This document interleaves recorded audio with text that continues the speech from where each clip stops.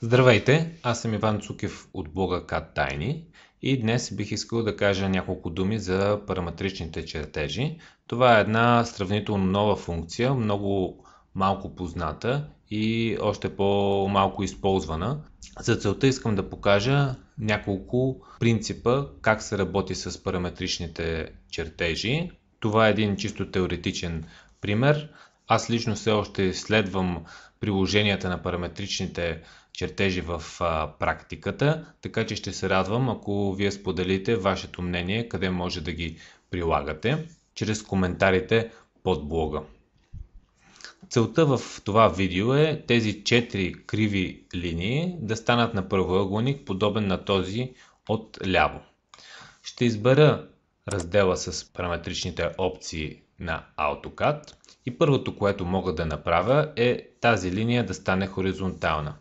Ще избера тази иконка за хоризонталност и ще избера линията. Тя става хоризонтална.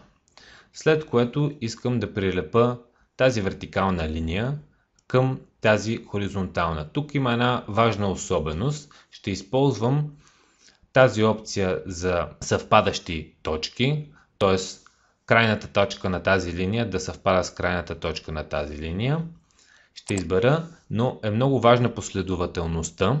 Първо трябва да избера точката на източника, а след това на втората линия. Затова ще избера там, където искам да бъде в действителност моята бъдеща точка, защото сега имам две точки и като ги съединя, AutoCAD не знае дали тази линия да я премести към тази или тази към долната.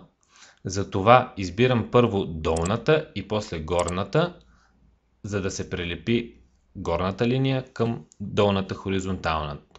Трябва малко тренировка, за да се види. Нека да видим как може да направим вертикалната линия перпендикулярна на хоризонталната.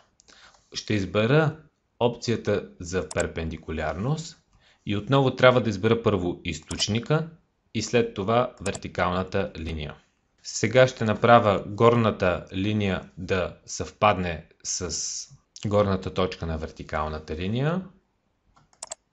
Избирам опцията за еднакво местоположение на точките. Избирам първо тази точка, второ тази точка и те съвпаднаха. Сега искам тази линия да е успоредна на долната. Затова ще избера опцията за успоредност и ще избера първо долната и след това горната линия. Тук виждам, че има малка разлика в дължините. За да съм сигурен, че всичко е наред, ще избера опцията за равни дължини и ще кажа тази линия и тази да са еднакви. И последното, което ще направя е да залепя дясната вертикална линия към трите други линии, които формират моя правоъгълник.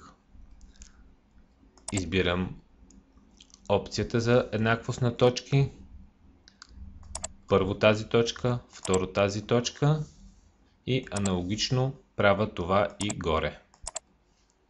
Сега, ако искаме нашите два правоъгълника да са еднакви, може отново да изберем опцията за еднаквост. Избираме източника, след това другия. Понеже тази права е успоредна на тази, се удължи и тази отсечка, не само тази, която избрах. Сега мога да избера и хоризонталната линия да е равна и по този начин получих два абсолютно еднакви правоъгълника, като използвах няколко от опциите за параметрични чертежи. В следващите видеоуроци ще разгледаме и другите опции, както и няколко практични приложения. Както казах, ще се радвам, ако вие може да споделите ваши практични приложения чрез коментарите под това видео.